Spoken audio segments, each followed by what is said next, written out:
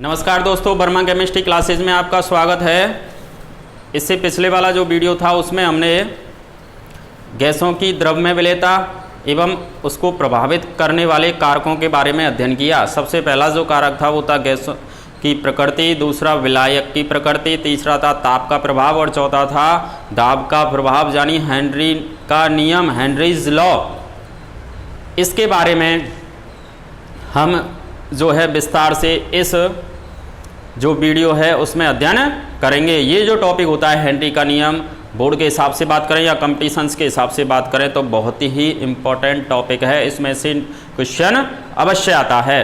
तो शुरुआत करते हैं अपन दाब का प्रभाव, हेनरी नियम।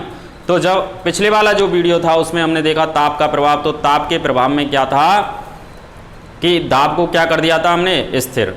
जब ताप का प्रभाव पड़ रहे थे तो हमने दाब को स्थिर कर दिया। चूंकि अब इसमें पढ़ रहे हैं हम दाब का प्रभाव, तो हमको क्या करना पड़ेगा, ताप को क्या करना पड़ेगा, स्थिर। तो हमने इस पे हेनरी ने क्या किया, इस पर एक कंडीशन लगा दी कि स्थिर क्या होना चाहिए, ताप, टेम्परेचर को स्थिर कर दिया। तो स्थिर ताप पर गैसों की द्रव में विलेयता पर दाब के प्रभाव को समझाने के लिए, ये दाब का प्रभाव किस पे पड़ रहे हैं अपन, गैसों की द्रव में विलेयता को प्रभावित करने वाला एक कारक होता है दाब का प्रभाव, जिसको हेनरी ने दिया था, इसलिए इसको हेनरी का नियम भी कहते हैं। तो स्थिर ताप पर गैसों की द्रव में विलेयता पर दाब के प्रभाव को समझाने के लिए हेनरी ने एक नियम दिया, जिसे अपन क्या कहते हैं, हेनरी का नियम। अब वो नियम क्या है वो देखिए आप, कि स्थिर ताप पर किसी गैस की द्रव में विलेयता,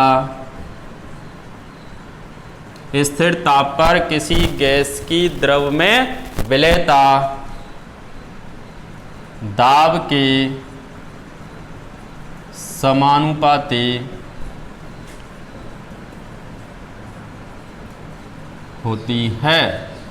गैस की द्रव में विलेयता दाब के क्या होती है, समानुपाती। ये विलेयता किसके समानुपाती होगी, दाब के। यानी गैस की द्रव में विलेयता, यानी मात्रा की बात करें, गैस की मात्रा माना m है और दाब क्या है, p। तो हेनरी के अकॉर्डिंग ये कह रहा था m समानुपाती क्या होगा, p।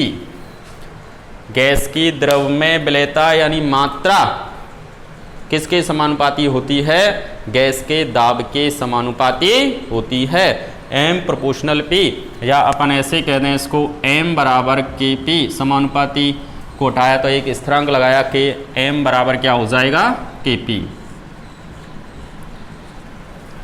इसके बाद क्या हुआ कि हेनरी ने इस नियम को मोल भिन्न के रूप में संशोधित कर दिया। इस नियम को हेनरी ने, इस नियम को, अपना ही नियम था उसको, इस नियम को मोल भिन्न के रूप में, मोल भिन्न के रूप में निम्न प्रकार से संशोधित किया।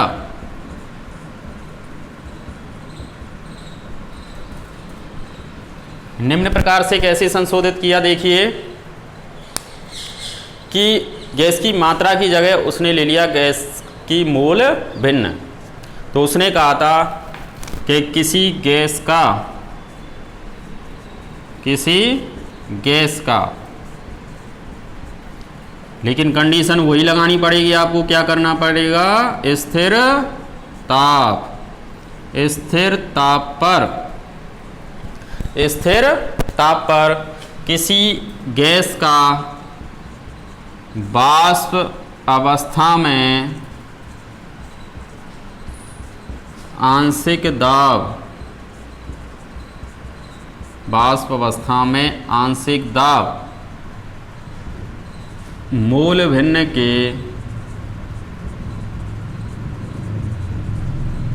समानुपाती होता है। किस स्थिर ताप पर किसी गैस का वाष्प दाब, किसी गैस का वाष्प अवस्था में आंशिक दाब वो किसके समानुपाती होता है? मोल भिन्न के। यानी हमने ऐसे कह दिया कि आंशिक जो दाब है वो समानुपाती किसके होगा? मोल भिन्न के। आंशिक दाब को हम किससे व्यक्त करते हैं? P से, और मोल भिन्न को X से। तो ये कह रहा था P प्रोपोर्शनल X, या कह दें कि P बराबर क्या हो जाएगा? KHX। KHX के एक क्या लगाया है हमने? समानुपाती स्थिरांक, और H लगा दिया। KH एक समानुपाती स्थिरांक है जिसे अपन क्या कहते हैं? हेनरी स्थिरांक, क्योंकि हेनरी ने दिया था। तो KH बराबर क्या है? हेनरी ने खोज की थी तो अपना ही नाम देगा वो, तो इसका नाम क्या दे दिया उसने? हेनरी स्थिरांक। KH यहाँ पर क्या कहलाता है? हेनरी स्थिरांक। ये KH जो है, KH का जो मान होता है, KH का जो मान होता है वो किस किस पर निर्भर करता है? ताप, दाब, विलय तथा विलायक की प्रकृति पर निर्भर करता है। ताप, दाब, विलय तथा विलायक की प्रकृति पर निर्भर करता है क्या? KH का जो मान है। अब सामान्यतः यह देखा गया, सामान्यतः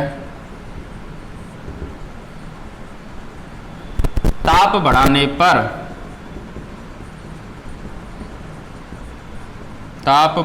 पर KH का मान बढ़ता है।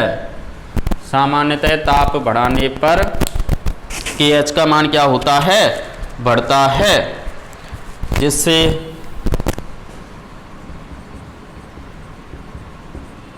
गैसों की द्रव में विलयता घटती है। गैसों की द्रव में विलयता क्या होगी? घट जाएगी। सामान्यतः अपन कह रहे थे KH का जो मान है ताप बढ़ाने पर क्या होगा? बढ़ेगा, जिससे गैसों की द्रव में विलयता का मान क्या हो जाता है? कम हो जाता है। यही कारण है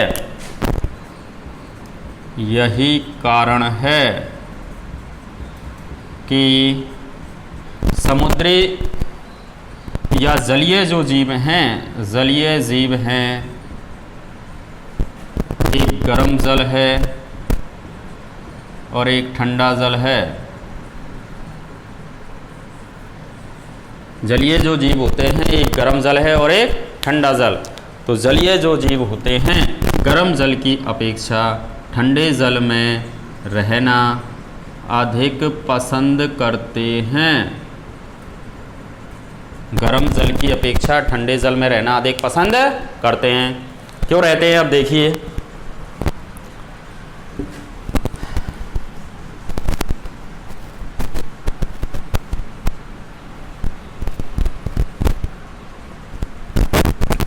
हमारे पास में देखिए एक तो है गर्म जल,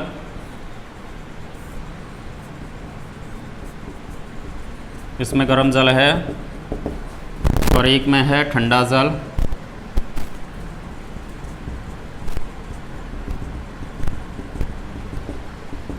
हम कह रहे हैं कि जो जलीय जीव होते हैं, जलीय जीव जो हैं वो किस में रहना अधिक पसंद करेंगे? ठंडे जल में। ठंडे जल में क्यों रहते हैं? अब कारण क्या है देखिए आप।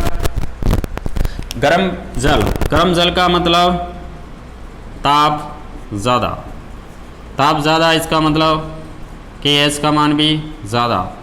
लेकिन गैसों की द्रव में जो विलयता है वो क्या होती है? KH का मान बढ़ने पर क्या होती है? घट जाती है। अब जो जलीय जीव रह रहे हैं वो जो गैस लेते हैं, ऑक्सीजन जो गैस लेते हैं वो जल में घुली हुई अवस्था में लेते हैं। अब पानी में जितनी ज़्यादा ऑक्सीजन होगी जलीय जीव वहाँ पर रहेंगे जहाँ उनको सुविधा रहती है। हर कोई इंसान वहीं रहना चाहता है। इंसान की बात हो तो अपन भी वहाँ रहते हैं जहाँ पे क्या हो, ज़्यादा सुविधाएं हों, फैसिलिटीज़ हों। तो देखिए जलीय जीव भी क्या होते हैं, जिस जो पानी है जिस पानी में ऑक्सीजन की मात्रा ज़्यादा है उसमें रहना क्या करेंगे, ये पसंद करेंगे, आसानी से रहेंगे इनमें। क्यों रहेंगे, क्योंकि इसमें क्या है, ऑक्सीजन ज़्यादा घुली हुई है, इसमें तो विलेयता गैसों की विलेयता क्या हो गई, घट गई। लेकिन यहाँ पे ठंडे जल में हमने देखा ताप क्या हुआ, कम। ताप कम का मतलब कि KH का मान भी क्या हो गया, कम। और विलेय गैसों की जो द्रव में जो घुलने की क्षमता थी, विलेयता थी, उसका मान क्या होगा, बढ़ जाएगा। यहाँ इनको ऑक्सीजन ज़्यादा मिलेगी। O2 गैस श्वसन के लिए ज़्यादा मिलेगी। यही कारण है कि जो जलीय जीव होते हैं वो गर्म जल की अपेक्षा ठंडे जल में रहना अधिक पसंद करते हैं। यदि P और X में हम ग्राफ खींचें तो P और X एक दूसरे के क्या हैं, समानुपाती हैं। P और X में हमने एक ग्राफ खींचा तो एक दूसरे के समानुपाती हैं, तो स्ट्रेट लाइन आएगी, एक सीधी रेखा आएगी मूल बिंदु से गुजरती हुई, एक सीधी रेखा प्राप्त होगी जिसका ढाल किसके बराबर हो जाएगा, KH के। ये स्लोप बन जाएगा, ढाल बराबर क्या हो जाएगा, KH। ढाल बराबर क्या हो जाएगा, KH। तो हेनरी के नियम में हमने देखा, सबसे पहले बात कर रहे थे अपन, हेनरी का जो नियम है वो दाब के प्रभाव को समझाता है। दाब के प्रभाव को किस पर, गैसों की द्रव में विलेयता पर दाब के प्रभाव को। तो गैसों स्थिर ताप पर गैसों की द्रव में विलेयता पर दाब के प्रभाव को समझाने के लिए हेनरी ने एक नियम दिया जिसे अपन क्या कहते हैं, हेनरी का नियम। नियम क्या था, इस नियम के अनुसार स्थिर ताप पर किसी गैस की द्रव में जो विलेयता है वो दाब के क्या होती है, समानुपाती होती है। अर्थात M प्रोपोर्शनल P या M बराबर क्या हो जाता है, Kp। M proportional P, M proportional क्या हो जाएगा, P, या M बराबर क्या था, Kp। लेकिन कुछ समय के बाद में क्या हुआ कि हेनरी ने अपने ही नियम को क्या कर दिया, मोल भिन्न के रूप में क्या कर दिया, संशोधित कर दिया। तो हेनरी ने अपना जो नियम है उसको मोल भिन्न के रूप में निम्न प्रकार से संशोधित किया। क्या था कि किसी भी स्थिर ताप पर, कंडीशन क्या लगा दी, स्थिर ताप पर किसी भी गैस का वाष्प अवस्था में जो आंशिक दाब है, स्थिर ताप पर किसी गैस का वाष्प अवस्था में आंशिक दाब उसकी मोल भिन्न के क्या होता है, समानुपाती होता है। अर्थात P प्रोपोर्शनल X या P बराबर KH X, जहाँ KH क्या कहलाता है, एक हेनरी स्थिरांक जिसका जो मान होता है ताप, दाब, विलेय तथा विलायक की प्रकृति पर निर्भर करता है। और सामान्यतः यह देखा गया कि ताप बढ़ाने पर KH का मान क्या होता है, बढ़ता है, जिससे गैसों की द्रव में विलेयता क्या हो जाती है, घट जाती है। यही कारण है जो जलीय जीव होते हैं वो गर्म जल की अपेक्षा ठंडे जल में रहना अधिक पसंद करते हैं। उसके बाद हमने ग्राफ खींचा कि P और X में एक ग्राफ खींचें तो मूल बिंदु से गुजरती हुई सीधी रेखा प्राप्त होती है जिसका ढाल KH के बराबर होता है। ये हुई हेनरी के नियम की बात। अब इस हेनरी के नियम का दैनिक जीवन में उपयोग क्या होता है वो देखते हैं अपन।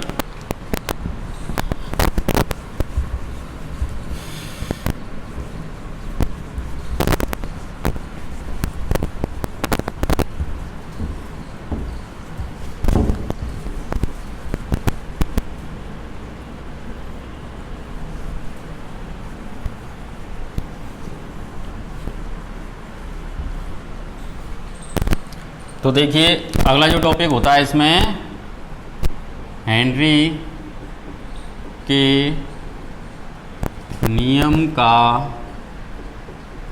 दैनिक जीवन में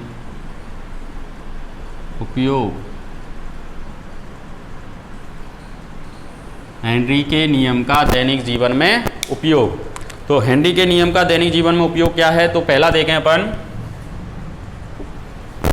हेनरी के नियम का पहला जो उपयोग होता है वो देखिए आप कि गर्मियों में जो कोल्ड ड्रिंक या सोडा वाटर आप पीते हो उसमें क्या होता है कि उच्च दाब पर CO2 गैस मिला करके क्या करते हैं अपन, ठंडा करते हैं, जिससे CO2 गैस की विलेयता बढ़ जाती है। उसमें किसका उपयोग हो रहा है, हेनरी के नियम का। क्योंकि किसी भी गैस को जब अपन द्रव में घोलेंगे तो उसके लिए कंडीशन क्या है कि ताप तो आप कम कर दो और दाब क्या हो, अधिक। जब ताप कम होगा और दाब अधिक होगा तभी कोई गैस द्रव में घुलेगी या द्रव में परिवर्तित हो जाएगी।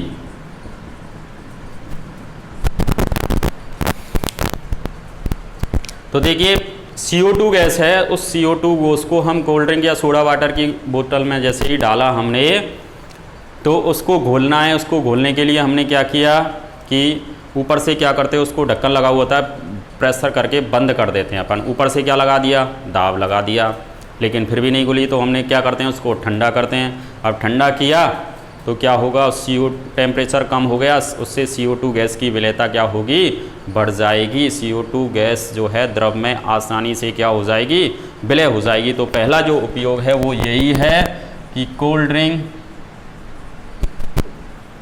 या सोडा वाटर की बोतलों में उच्च दाब पर CO2 गैस प्रवाहित कर इसे ठंडा किया जाता है। क्यों किया जाता है ठंडा, जिससे CO2 गैस की विलेयता बढ़ जाती है। उच्च दाब पर CO2 गैस प्रवाहित करके इसे क्या करेंगे अपन, ठंडा करेंगे, जिससे CO2 गैस की क्या होगी, विलेयता बढ़ जाएगी। दूसरा जो फैक्टर होता है, इम्पोर्टेंट होता है, जैसे समुद्री जो गोताखोर होते हैं, समुद्री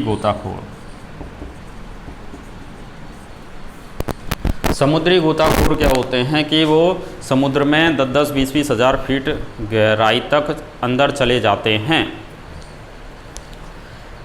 तो अंदर जा रहे हैं तो उनके लिए क्या होगा कि श्वसन की आवश्यकता होगी। तो श्वसन के लिए वो क्या करते हैं, और जब ऊपर आएंगे और नीचे आएंगे तो उससे इफेक्ट क्या पड़ेगा। तो समुद्री जो गोताखोर होते हैं वो क्या करते हैं, वहाँ पे भी हेनरी का नियम का उपयोग हो रहा है कि देखिए समुद्री गोताखोर समुद्र में जाते समय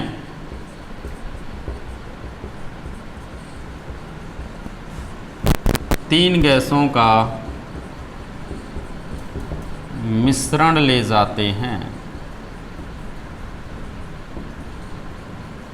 तीन गैसों का क्या लेंगे, मिश्रण। और वो तीन गैसें कौन कौन सी हैं, देखिए हीलियम, नाइट्रोजन और ऑक्सीजन। ये इन तीन गैसों का मिश्रण ले जाते हैं। इम्पोर्टेंट क्वेश्चन भी होता है ये, समुद्री गोताखोर समुद्र में जाते समय किन गैसों का मिश्रण ले जाते हैं। तो तीन गैसें होती हैं, हीलियम, नाइट्रोजन और ऑक्सीजन। तीनों का यूज क्या होता है, देखिए आप कि जैसे ही ये क्या है, समुद्री तल है या पृथ्वी तल जैसे कहते हैं अपन। जैसे ही समुद्री तल से हम नीचे की ओर जाते हैं तो वायु जो दाब है वो बढ़ता है, वायु दाब बढ़ता है जैसे ही समुद्री तल से हम नीचे चलेंगे। और जैसे ही समुद्री तल से हम ऊपर की ओर जाते हैं तो वायु दाब घटता है। अब देखिए इस बात को समझिए कि जैसे ही समुद्र की ओर जा रहे हैं, नीचे की ओर जा रहे हैं समुद्री तल से, जैसे ही नीचे की ओर जाएंगे, गहराई में जाएंगे, तो वायु दाब में क्या आएगी, कमी आएगी, यानी वायु दाब बढ़ेगा। वायु भार का जो दाब है वो क्या होगा, बढ़ेगा। हमारे शरीर का जो प्रेशर है अंदर, उससे बाहर का जो प्रेशर है वो क्या होगा, ज़्यादा हो जाएगा। अब ज़्यादा हो जाएगा तो क्या हुआ कि देखिए, इनको मेंटेन करने के लिए एक ऑक्सीजन जो गैस है वो तो किसके लिए काम आती है, सिलेंडरों में। सिलेंडर ले जाते हैं, 3 गैसों का मिश्रण होता है। जो समुद्री गोताखोर होते हैं वो समुद्र में जाते समय 3 गैसों का मिश्रण ले जाते हैं सिलेंडर में भर करके। देखिए, श्वसन के लिए ऑक्सीजन काम आई। हीलियम ने इसको क्या किया, शरीर को हल्का बनाने के लिए, बाहर प्रेशर बहुत ज़्यादा है, उसको हल्का महसूस करने के लिए वो हीलियम गैस मिलाई। और तीसरी जो है नाइट्रोजन का इम्पोर्टेंट काम होता है इसमें, कि जैसे नीचे चले गए और फिर वापस से वो क्या आएंगे, ऊपर आएंगे। जैसे ही वापस ऊपर आएंगे वो, तो फिर क्या होगा, दाब में क्या होने लग जाएगी, कमी।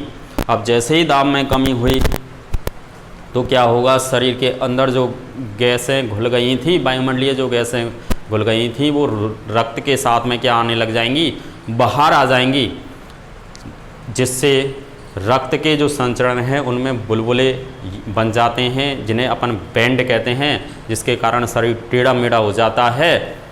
और इन बैंड को रोकने के लिए, यानी बुलबुलों को रोकने के लिए, उसमें कौन सी गैस मिलाई जाती है, N2 गैस मिलाई जाती है, जिससे रक्त में वायु के बुलबुले ना बने और बैंड ना बने। बैंड बनने को रोकने के लिए उसमें कौन सी गैस मिला दी हमने, N2 गैस मिला दी, जिसके कारण क्या होगा कि शरीर जो रक्त है, रक्त में क्या होंगे, बुलबुले नहीं बनेंगे, बैंड नहीं बनेंगे, शरीर टेढ़ा मेढ़ा नहीं होगा। इस समस्या को रोकने के लिए समुद्री जो गोताखोर हुए वो सिलेंडर में 3 गैसों का मिश्रण ले जाते हैं, हीलियम, नाइट्रोजन और ऑक्सीजन। अब तीसरा फैक्टर देखिए आप, तीसरा फैक्टर अपन कह रहे हैं कि जो पहाड़ों पर जो व्यक्ति रहते हैं, ये समुद्री तल है या पृथ्वी तल है, ये पृथ्वी तल, और यहाँ पे रह रहे हैं, ये पहाड़ है। ये क्या है, पहाड़। यहाँ पर जो व्यक्ति रह रहे हैं इस पहाड़ पर रहने वाले जो व्यक्ति होते हैं, उनमें क्या होता है, ऑक्सीजन की मात्रा कम होती है। ऑक्सीजन की मात्रा क्या हो जाती है, वहाँ पे कम हो जाती है। क्योंकि देखिए आप, जैसे जैसे अपन यहाँ कह रहे थे, समुद्री तल या पृथ्वी तल से जैसे ही ऊपर चलेंगे तो वायु का दाब क्या होगा, कम होगा। अब वायु का दाब कम हो रहा है, इसका मतलब तो सभी गैसें जो हैं वो क्या होंगी, वायुमंडल की कम हो जाएंगी, उनमें ऑक्सीजन भी कम हो गई, ऑक्सीजन की मात्रा कम हो जाती है। जो मनुष्य के लिए चाहिए ऑक्सीजन की मात्रा क्या हो गई, कम हो गई। पहाड़ों पर रहने वाले व्यक्तियों में ऑक्सीजन की मात्रा जैसे ही कम हो जाएगी तो उनको श्वसन लेने में क्या होगी, दिक्कत महसूस होगी, परेशानी उत्पन्न हो जाएगी श्वसन लेने में, जिसके कारण उनके सोचने विचारने की शक्ति कमज़ोर हो जाती है, शरीर दुबला पतला हो जाता है। और इस रोग को अपन क्या कहते हैं, एनॉक्सिया रोग कहते हैं। तो पहाड़ों पर रहने वाले व्यक्तियों में कौन सा रोग पाया जाता है, एनॉक्सिया रोग पाया जाता है। पहाड़ों पर रहने वाले व्यक्तियों में कौन सा रोग पाया जाता है, एनॉक्सिया रोग पाया जाता है। हम कह रहे हैं कि पहाड़ों पर रहने वाले व्यक्तियों, पहाड़ों पर जो व्यक्ति रहते हैं वहाँ पर क्या होता है, ऑक्सीजन की मात्रा क्या होती है, कम होती है। क्यों कम होती है, हमने ये बता ही दिया था आपको कि जैसे ही पृथ्वी तल या समुद्री तल से ऊपर की ओर जाएंगे तो वायु का दाब क्या हो जाएगा, कम हो जाएगा, उसमें ऑक्सीजन की मात्रा भी कम हो गई। ऑक्सीजन की मात्रा कम हो गई तो जो पहाड़ों पर जो व्यक्ति रहते हैं उन वहाँ पर क्या होगा, ऑक्सीजन की जो मात्रा है वो भी कम आएगी। तो क्या होगा, उनको ऑक्सीजन की कमी के कारण उनके सोचने विचारने की शक्ति कमज़ोर हो जाएगी, शरीर दुबला पतला हो जाएगा, और जिसके इस रोग का जो नाम है उस नाम क्या होता है, एनॉक्सिया रोग, यानी पहाड़ों पर रहने वाले व्यक्तियों में एनॉक्सिया रोग हो जाता है। तो ये 3 फैक्टर हो गए। चौथा फैक्टर अपन देखें, वो होता है पानी के शोधन में भी हेनरी का नियम काम आता है। आप घर पे यूज करते हो, आपको ध्यान नहीं है। क्या है, पानी का शोधन कैसे करते हो? क्या होता है कि बदबूदार जो पानी है या पानी जो आ रहा है, हम क्या करते हैं उसको उबाल लेते हैं, गर्म कर देते हैं, गर्म करके छान लेते हैं और फिर पीते हैं। क्यों करते हैं ऐसा? क्योंकि क्या हुआ कि पानी को जैसे ही गर्म किया तो उसमें हेनरी का नियम लग गया। कैसे लग गया कि पानी को गर्म करने पर क्या हुआ, ताप बढ़ा, ये लो ताप बढ़ा दिया हमने, पानी को गर्म किया तो ताप बढ़ा तो इसका मतलब KH का मान भी बढ़ गया, हेनरी स्थिरांक का मान बढ़ गया। अभी पढ़ा था KH का मान बढ़ गया, इसका मतलब गैसों की द्रव में विलेयता घट जाएगी, गैसों की द्रव में विलेयता क्या होगी, घट जाएगी और पानी शुद्ध हो जाएगा, पीने योग्य हो जाएगा। अरे बदबूदार पानी है, उसमें बहुत सारी गैसें मिली हुई हैं, उन गैसों को हमको निकालना है, तो हेनरी का नियम लगा दिया हमने।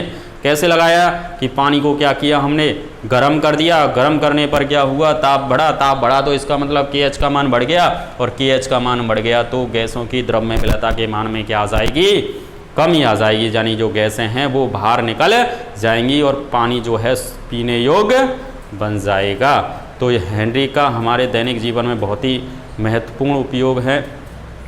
जो 4 जो उपयोग थे हमने पढ़ लिए थे। पहला क्या था कि कोल्ड ड्रिंक या सोडा वाटर की जो बोतल होती हैं उनमें क्या होता है कि उच्च दाब पर CO2 गैस प्रवाहित करके क्या करते हैं, उसे ठंडा करते हैं, जिससे CO2 गैस की विलेयता बढ़ जाती है। और दूसरा जो हमने देखा था, समुद्री जो गोताखोर होते हैं वो समुद्र में जाते समय 3 गैसों का मिश्रण सिलेंडर में भरकर ले जाते हैं, और वो 3 गैसें कौन कौन सी हैं, हीलियम, नाइट्रोजन और ऑक्सीजन। क्यों ले जाते हैं? क्योंकि हीलियम तो उसको हल्का बनाने के लिए, ऑक्सीजन श्वसन के लिए, और नाइट्रोजन क्या कार्य करती है कि जैसे ही समुद्री तल से अपन नीचे की ओर जाते हैं तो वायु दाब बढ़ा, बाहर की वायु का प्रेशर बढ़ गया, तो वायु दाब के कारण क्या थी, जो हानिकारक जो गैसें थी वो शरीर के अंदर प्रवेश कर गई, रक्त में घुल गई।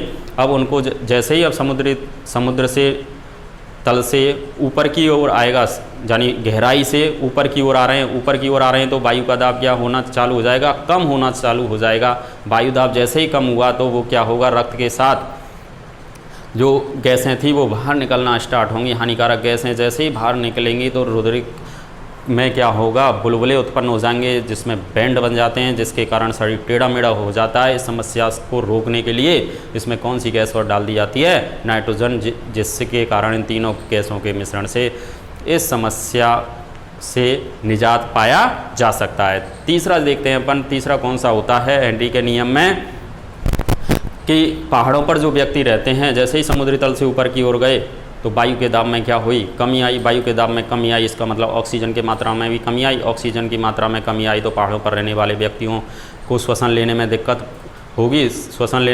होगी, तो जिसके कारण क्या होगा, उनके सोचने विचारने की शक्ति कमज़ोर हो जाएगी, सोचने विचारने की शक्ति कमज़ोर हुई, शरीर दुबला पतला हो जाएगा, इस रोग को क्या कहते हैं अपन, एनॉक्सिया रोग कहते हैं। तो पहाड़ों पर रहने वाले व्यक्तियों में कौन सा रोग हो जाता है, एनॉक्सिया रोग हो जाता है। चौथा जो पॉइंट कह रहे थे, पीने का जो पानी है उसमें बदबूदार गैसें घुली हुई होती हैं, इनको क्या करते हैं, उबाल करके और छान करके पीते हैं। क्यों उबाल जाता है, क्योंकि उबालने पर क्या होता है, ताप बढ़ा तो KH का मान बढ़ा, और KH का मान बढ़ा तो गैसों की द्रव में विलेयता का मान घट गया, यानी जो गैसें हैं वो बाहर निकल जाती हैं और पानी पीने योग्य बन जाता है। तो ये हेनरी के नियम के दैनिक जीवन में उपयोग हो गए। इसके बाद में देखें हेनरी के नियम के जो सीमा हैं, वो सीमाएं क्या हैं इसकी। तो हेनरी के नियम की 4 सीमा हैं मुख्य रूप से। पहला है कि ताप अधिक नहीं हो और ना ही क्या हो, शून्य। हेनरी के नियम की जो सीमाएं हैं वो देखें अपन।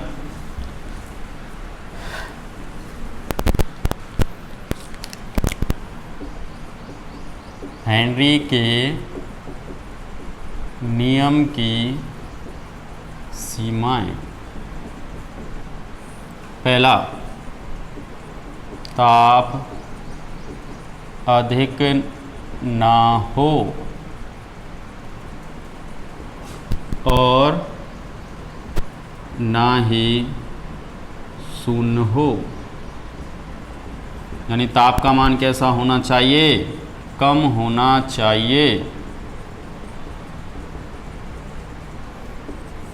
और दाब की बात करें तो अधिक होना चाहिए लेकिन बहुत अधिक ना हो, दाब बहुत अधिक ना हो। और तीसरा है बिलियन कैसा होना चाहिए, तनु होना चाहिए, बिलियन तनु होना चाहिए। और चौथा है गैस की द्रव एवं वाष्प अवस्था में संगठन समान हो।